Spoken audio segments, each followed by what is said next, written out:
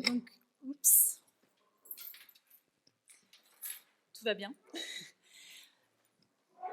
Donc, on va poursuivre cette journée avec une intervention de Benjamin Boudou, qui est professeur de sciences politiques à l'Université de Rennes, qui est rédacteur en chef de la revue de théorie politique Raison politique et qui est fellow de l'Institut Convergence Migration.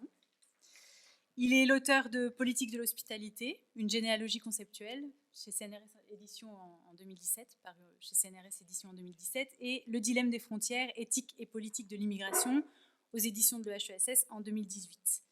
Il a récemment publié dans Social Research European Journal of Political Theory, Critical Review of International Social and Political Philosophy, Migration and Society et Essays in Philosophy. Et aujourd'hui, il va nous parler de, donc en anglais je suppose, de The Problems with Heroic Citizenship. Voilà, je lui donne tout de suite la parole. Merci. Merci beaucoup et merci à Isabelle pour cette invitation. Merci à toutes et à tous. Merci à Julie pour l'organisation. Que tout soit bien passé. Merci pour cet accueil. Et merci à tous d'être ici. Comme convenu, je vais faire ma présentation en anglais pour qu'on ait une journée vraiment bilingue. Et puis le papier que j'ai écrit au départ pour donner cette conférence est en anglais. Donc voilà. Mais bien sûr, la conversation pourra continuer dans les deux langues. Well, so my paper is on heroic citizenship, which is a question I'm not entirely sure what to think about, and that was the purpose for writing this paper, to try to wrap my head around these cases, and I'm very open to any ideas you might have on this or any other cases of heroic citizenship. I'm really eager to find out, other examples, because I'm a political theorist, but that's more of an empirical case, and I want to gather more cases about this problem. So the question of the paper is the following: what should we think of these rare cases of citizenship acquisition given to people, citizenship given to people, for having done something that I call heroic? And that's what I call heroic citizenship. It's not necessarily citizens who are heroic, but usually migrants, non-citizens, doing something heroic, and for that reason, they're given citizenship. So let me give you some example. The most famous one, and the one I will be discussing the most, is the famous case of Mamoudou Gassama, who's been called in The Guardian the Spider-Man of Paris. And as you can see, and this is part of the explanation why this case is so famous, it's because it has been filmed and put on YouTube, and so everyone in 2018 in France was captivated by this case of extraordinary rescue of this young 23-year-old Malian who climbed those four stairs and rescued a child who was about to fall. The recently elected French President Emmanuel Macron was interested in that case and decided to naturalize Gassama as a gesture of gratitude from the French state or the French Republic. I'll discuss those terms. But that's not the only case, and that's how I got interested in this story. There are similar stories around. Like the two teenagers from Egypt and Morocco in Italy who managed to call the police where they were in a school bus, and the bus was hijacked by someone who wanted to actually, this is ironic, wanted to make a statement about migration precisely and people drowning in the Mediterranean Sea. And so he decided to hijack a bus and kill a bunch of children. And those two kids got eventually naturalized, or the three migrant fishermen in Greece who rescued dozens of people who were fleeing fires and wildfires in 2021. What I have next? The Egyptian immigrant who tackled an armed robber in a supermarket in Italy in 2016, or also another case is a migrant in Italy, a homeless migrant who saved a drowning woman in Rome And in each of those cases, and there are many more, many more, not so many more, but some more in Spain and so on.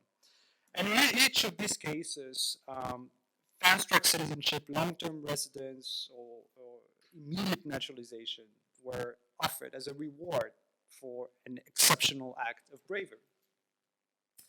And on top of those cases, the COVID-19 pandemic, of course, raised the issue of frontline workers or essential workers who worked as nurses, doctors, fruit collectors, and so on, who risked their lives, of course, to sustain the nation states in lockdown, and they were celebrated as heroes. So same thing here, that led in France to an executive demand to fast-track the naturalization, and at least the naturalization application, to thank them for their exceptional contribution to the country. We have the same, slightly different, but still the same idea here in Canada, where asylum seekers were offered to become refugees more rapidly due to their direct and proved action during the pandemic. And in the UK, same thing for people who worked at the NHS, sorry. And different arguments have been made among philosophers to say, yeah, this is now a good way to say that this is a new track for citizenship. We knew before those cases, we knew, or at least in the literature, we knew some cases about athletes, very wealthy people, the golden visas and golden passports, wealthy scientists and so on and so forth, but not those ordinary heroes. And the problem I had at the beginning is that I didn't know whether or not that was a good thing. And that's usually a good way to start a political theory paper. Is like, is it good or bad? Is it valuable or not? Is it desirable or not? And at face value, heroic citizenship does not seem so controversial for at least 5 reasons. First one is that those are very rare cases. I try to pile them up to show you that my paper is meaningful, but actually there are not so many of those. Rather rare cases, exceptional enough to be not so problematic. Second reason, well, that's not too, why not? And that was my reaction. I remember very well in 2018, saying, well, that's a good story there. I mean, you have someone who was, in a difficult situation, usually undocumented people, and, living in political and legal situations that are quite precarious. And suddenly, they become citizen. And, a lot of their problems are solved. Not all, but some of them. Of course, this is also a good story because, a child has been saved, people drowning are saved. So, from purely utilitarian basic, you have a lot of happiness at the end of those stories for the families and so on. So, good story. It's also, from a generally moral point of view, it's a celebration of positive values, empathy and care and selflessness, courage. Those are good things. It's better to have a society with brave people and selfless people and empathetic and caring people than not. And finally, it might be actually indeed a new path for citizenship acquisition, what Aile Chara recently called the jus contribuere, so an essential contribution as a basis for membership. So maybe it's a bit narrow, but still maybe a new interesting path that could be broadened in the future. Yet, of course, that's a bit more complicated than that. And you can see it right away during the Gassama case, or what it was unfolding in the papers. Of course, some critical voices were raised, and this is specifically true in this cartoon that won some kind of award, Good Migrant, Bad Migrant, which is very telling that something more is happening there. There's something about what is expected from migrants, something about migration, something about citizenship that is said in this situation of a migrant being rewarded with citizenship rights for having done something heroic. Of course, there is a normative vision of citizenship, of migration, and I think that's worth working on, that needs to be unpacked really. So that's what I ask in the paper. What are the ideological and political conditions for heroic citizenship to happen? Why is it happening in some cases and not others? Is it just about filming the whole thing? So, for instance, someone said, I did save 2 people in 2015. It was an Algerian living in France, and no one filmed me. And where are my papers now? I mean, I deserve something. And so the lawyer was saying, yeah, he was heroic, just no one knows about these cases. And then people say, well, if we do that now, in which situation people will put themselves in, like staging a whole thing. People were already distrusting, not believing this story of Gassama. Right-wing papers, extreme right, saying, yeah, this is all staged, it cannot happen, and so on and so forth. Anyway, so what are the conditions for this to happen? And what is happening in this situation? Even if it concerns only a few people, who clearly deserve citizenship, by the way. I'm not saying anything about this. But they deserve citizenship through regular channels, probably, because they've been living here for a while and so on. There are many good reasons to give them citizenship beyond their heroic actions. The staging, the construction of heroes, the staging of the naturalization, Macron receiving Gassama in the Élysée Palace and making the whole big fuss about it, of course, for good reasons as well. I mean, he's a politician. That's his job to stage things. So what is happening here exactly, and why is it happening the way it does? And my broad hypothesis at this point is to say that even if those cases are quantitatively negligible, so only a few of those, they are symbolically significant. And by symbolic, I mean that they touch upon the representations that structure a social order. It says something. The moment the nation, with a big N, capital N, the nation is being grateful to the hero. Something happened, something is said about what the nation is, why the nation should or should not be grateful, and to whom is it expressed, and how, and so on. And what is specific about this representation is that they are about, of course, the borders, which is who is a member and who is not. And maybe this case is also, maybe my paper is, as I've been told, it's very French in a way, in the sense that it's really about what the Republican ideal is about. And we'll talk probably about it afterwards with Martin, which is, the history and memory of the revolution and honorary citizenship given to the friends of freedom and of the revolution becoming French. Macron played with this history, and I'll tell you more about this. So there's something symbolic about this. And the argument is that, of course, I'm not saying whether it's right or wrong, I'm just trying to explain what's happening there and make a kind of ideology critique of this. And I say that at least we can say that it mobilizes a nationalist trope of citizenship to be earned by deserving migrants. Even if at the end it's a good outcome for people in those situations, it gives a moral picture of the relationship between the state and these migrants, the very vocabulary of heroization, of gratitude, and what the state as a whole should express some kind of moral feeling. All of this is highly problematic, at least. And of course, this picture of this national picture singularizes a few heroes who become worthy of extraordinary honor and respect, but it further legitimizes the ordinary exclusion, of course, of undesirable migrants.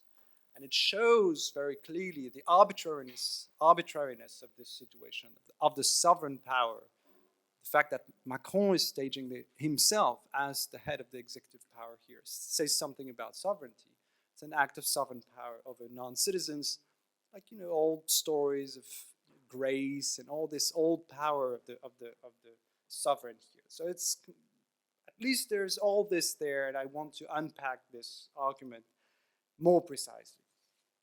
So let me tell you a little bit more about the case study.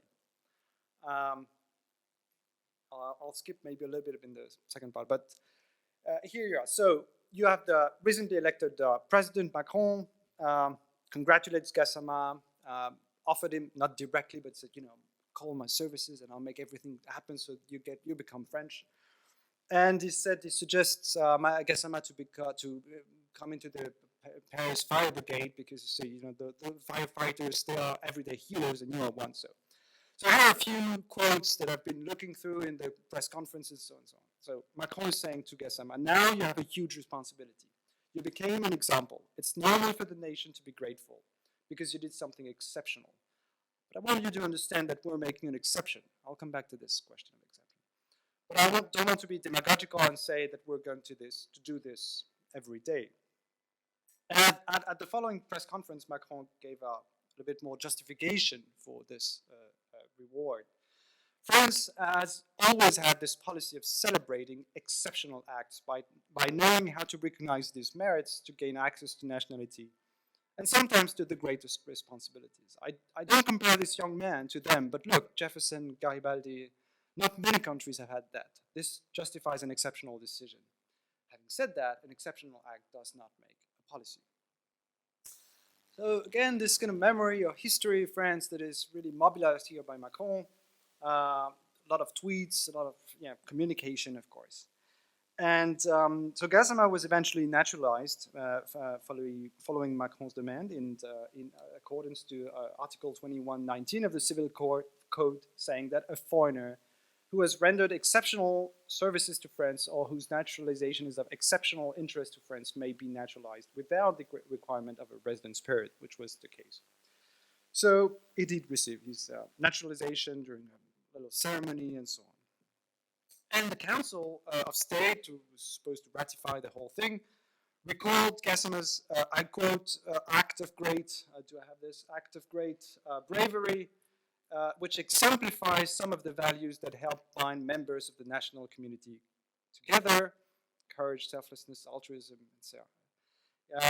Blah, blah, blah, is contributing to the international influence of the country and the importance of the universal values which it bore witness. So it's of exceptional interest to France.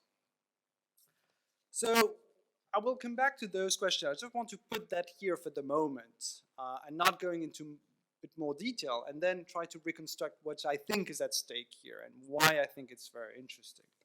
Before this, I need to go back to why I think that from this case study, there's a definition of heroism that I need that is a bit different from what the literature is saying about this. So usually you have about four ways to talk about heroism in a migration context. The first argument is to say, and that was one of the first papers written on this case by Esperanta Dumitrou, who is a great specialist on this case question, and she said, well, look, it's okay, Macron is doing the exception here, but actually all economic migrants should be considered as heroes because they've been going through a difficult journey, and they're, as we said this morning, they contribute extraordinarily to their immigration country, to the economy in general, by remittances and so on. So they're all heroes. My only issue, I think it's overstretching a little bit the concept. If everyone is a hero, what is a hero then? I mean, there's something in the ordinary language of heroism that needs to remain a little bit exceptional. Second case is emigrants as heroes. So the whole literature on immigrants who, in the same spirit, leave the country. They're pioneers and they send money back, and they are celebrated in the Philippines, for instance. There are many studies explaining why there's been like Immigrant Day and Herrick Week and this kind of things, where we celebrate those people that the country sent to the world and they send back to the country. And my issue here is that maybe can I still qualify this as heroism in the sense that there is no, we were discussing this morning about intention, I don't want to do this, I mean, I don't choose to be a hero. And those really, there are clear interests. They want to go there to gain money and give back to their family and give to the country, and so, et cetera, et cetera. So there's not this aspect of selflessness that I'll show in the Gassama case and the other heroes, they didn't do this to become nationals, to get something from the state. They just did it because it was just happening in front of them. Third case, those are the case I was discussing in the introduction about the nurses and so on during COVID-19. So heroism as a contribution. So those ordinary heroes, the nurses are heroes, the firefighters are heroes, the military, of course. And here you have a whole literature that is very interesting on how foreign people getting into the military and become national after 2 years of service or something. They gave something to the country is giving something them back. Okay, why not? I'm just saying that this is also a little bit different from what I want to say, which is they do this, but somehow it's their job. I'm not saying that they're not heroes in a moral sense. They might be very good people, but if I want to say something about heroes like Gassama, it's different. It's not his job to climb buildings and save children, right? So firefighters, for instance, might do something heroic in doing something a bit more than what is expected from their job, or nurses working longer hours than expected, or in a specific time of crisis, COVID-19 and so on. But in a way, it's part of the professional ethos that they have. And so I think it's a specific case of heroism, which I call contributing forms of heroism, that depends on this professional ethos. And finally, we talk a lot about, usually we compare my cases to honorary citizenships of Thomas Paine and others, people during the revolution that the state decided for because they embody French values, at least revolutionary values. They're friends of the revolution, then they become French, but in an honorary way. By this I mean that, and that's my issue with this, there are no real rights attached to it. It's really like you get a medal, like you get the keys of the city, it's the same story, but you don't really become French with all the rights that come with this. So there are some countries where honorary citizenship comes with actual rights, but it's very like Israel, island, but it's very few cases. So what is special about my case? Why is it heroism in my little definition here? Why it's an ordinary bystander? It's not someone working here. It has nothing to do with their professional ethos. Who saved the life of someone without considering the risks? The nurse going to or the firefighter or the military, she knows very well, what's there on the field, right? That you're risking your life. That's actually part of the job, and that's why it's so difficult, and that's why it's so wonderful to have those people, but it's also disqualify them to be the heroes in my sense. Without deliberate or calculated intention. So for instance, on this third aspect, Gassama said very well, in that situation, you don't think about anything. I say, maybe I can help him. I say, okay, let's go, because if you try to think or you weigh up whether you go, don't go, you never go. So it's like this reflex of just, I had to do something. And that's exactly why Macron considered him as a proper hero. We cannot give papers to all those who come from Mali, from Burkina. But as far as you're concerned, you have done something exceptional. Even if you didn't think it through, it's an act of courage and strength that is admired by all. So it's the purity of the action, the fact that, of course, there was no arrière-pensée, there was no, thoughts behind it. That's why the president can consider him as a proper candidate for heroic citizenship in a way. Fourth characteristic, it performs an exceptional act. Of course, that's why I distinguish myself from all migrants should be heroes. I'm not saying why not, but it's another story. And to an exceptional act, the response is an exceptional response from the state, right? We come back to this sentence, we are making an exception here for you because you did something exceptional. Okay, so for this, I define heroism as exceptional. Supererogatory is a typical moral philosophy word, doing something beyond what is expected from you from a moral perspective.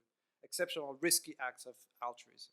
Okay, we get it very, very well. Now, what is problematic? Why Now I'm getting into the argument. Yeah, maybe I'll skip this because that's basically I'm just building on the previous literature criticizing methodological nationalism, which is saying you tend to do social sciences with a nationalist bias, and I build on this literature for many reasons, but let's go to the crux of the argument. What is problematic with heroic citizenship? The first, and I have three reasons, I think. First, nationalism. Two, moralism. And three, what I call sovereigntism. So heroization appear as a highly symbolic and public performance that shapes and celebrates a certain idea of the national identity. That's why I build on this literature in particular. We have a few migrants who are selected for their action, and they have been saving the nation as a whole, and the nation has to reply to as a whole. So consider Macron, I'm just expanding a little bit on the case, and he explains it's the occasion for Macron to state what the French identity is supposed to be. France is a willpower, and Mr. Gassama has demonstrated with commitment that he has it. La France est une volonté.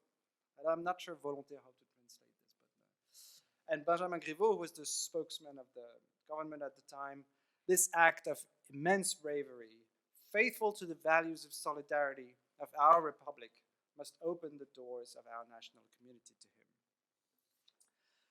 him. And of course, without this nationalist explanation, it's doing something that is very French. We would have a gesture, we would see what it is, really, which is a pure act of sovereign power, solidly deciding what and who constitutes an exceptional case for naturalization. They're telling a story about, it's all about the French identity.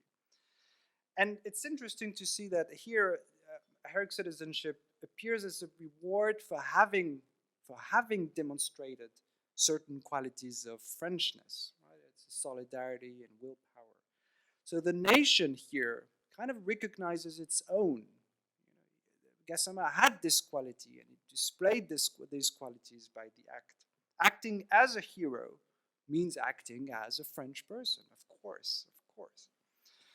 So citizenship is a reward for having done all this, and by the way, interestingly enough, the president of Mali, who was there during the ceremony of naturalization, say, well, Gassama showed he behaved as a real Malian. That's what any Malian would do.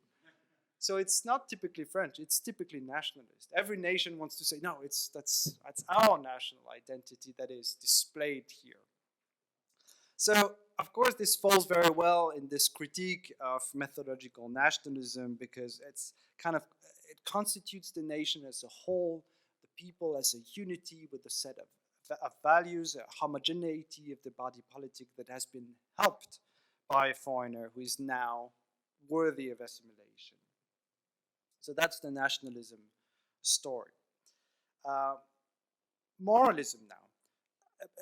By moralism or moralization, that's the other methodological literature I'm building on, from Boudou or the sociologist Abdelmalek Sayad, who talks about state thought, the way that we kind of hide the power relations through a moral vocabulary. And that's exactly the point here. Moralization or moralism means the depoliticization of political processes through an ethical and individualist vocabulary. So this is very well explained in other studies on heroism. When you start talking with this moral vocabulary, you depoliticize it. You forget about the system. You see, what do you see? You see what the TV has shown you, this wonderful action that you admire.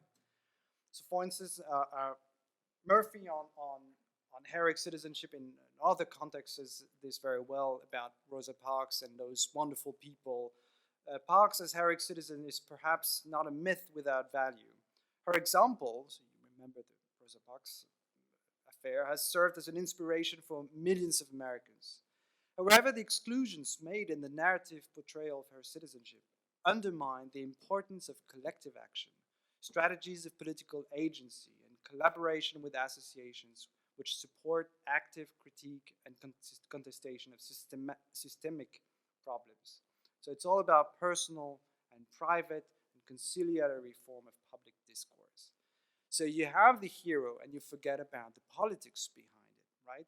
So the very vocabulary of heroism is moral, and it emphasizes the virtue of persons instead of the social and political structures. One first that creates heroes. Heroes does not appear as, there's a process of heroization. You have to film, you have to create this moment. But of course also the political conditions for heroes to appear when many others cannot become citizens. So heroic citizenship hides its politics, which is that of a larger trend of what we call earned citizenship. This earned citizenship paradigm, this is a whole thing in the literature on citizenship explaining very well how, especially in Europe, there's many tendencies where citizenship is not a status that puts you in a state of equality with others. It's a performance, and it's, maybe you know about citizenship tests. You have to prove that you're worthy of assimilation, that you're good enough to become French or Dutch or anything, or Belgium and so on. And this is always temporary. It's an ongoing test of your own loyalty and capability and competence, and you have to know the culture anyway. So there's a whole paradigm in the citizenship acquisition when it's this idea of citizenship as a prize for performance. And heroic citizenship is the other side of the same coin, if you want.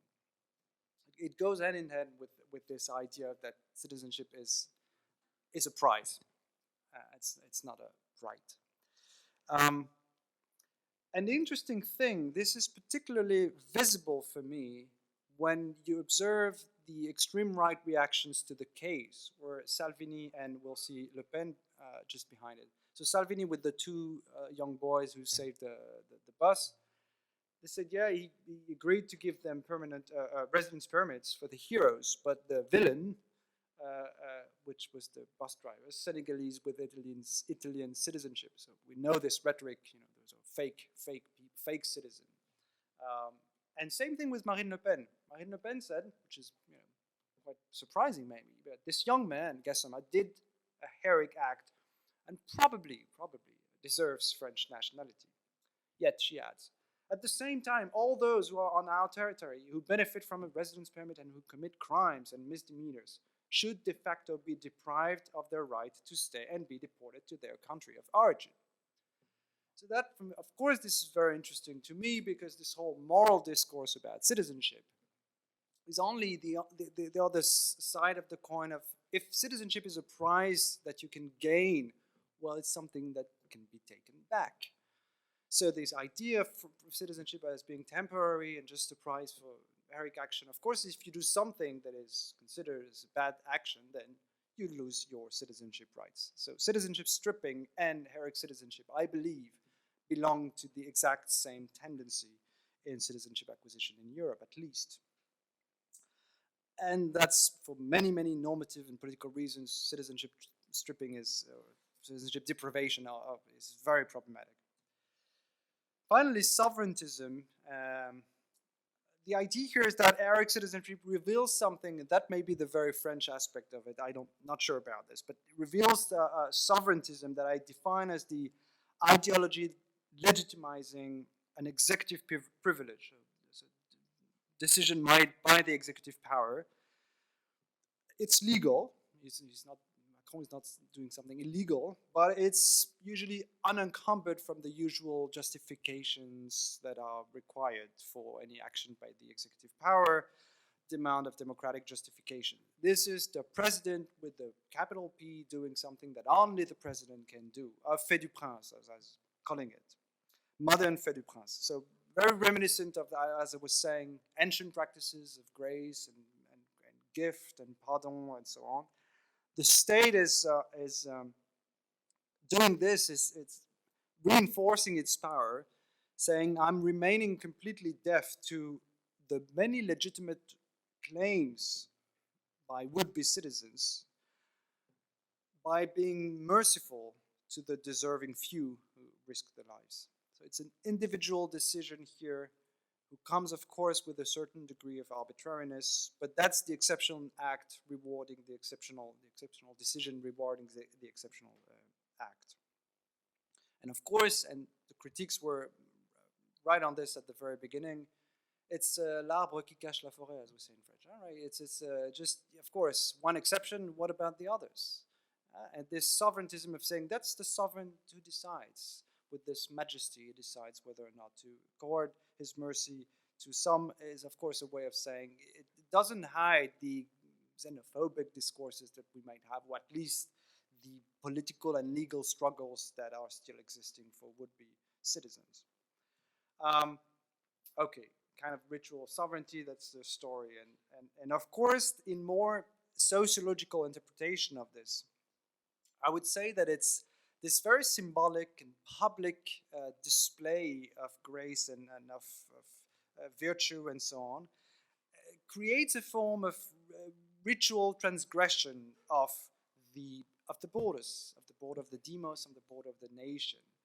And that's, I'm inspired very much by Boudou again here, who says about those rights of institution, as he calls them, a way of, when you allow transgression to better legitimize the border between, inside and outside. Any right tends to consecrate, writes Boudou, or to legitimize.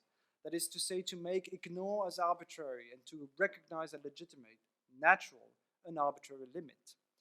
All which amounts to the same thing, to operate sullenly, that is to say, in illicit and extraordinary way, a transgression of the constitutive limits of the social order.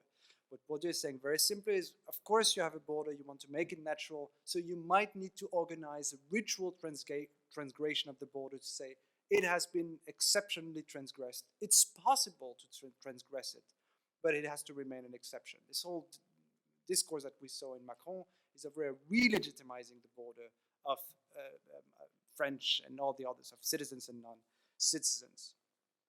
And that's what this public action is all about. So, yeah, that's the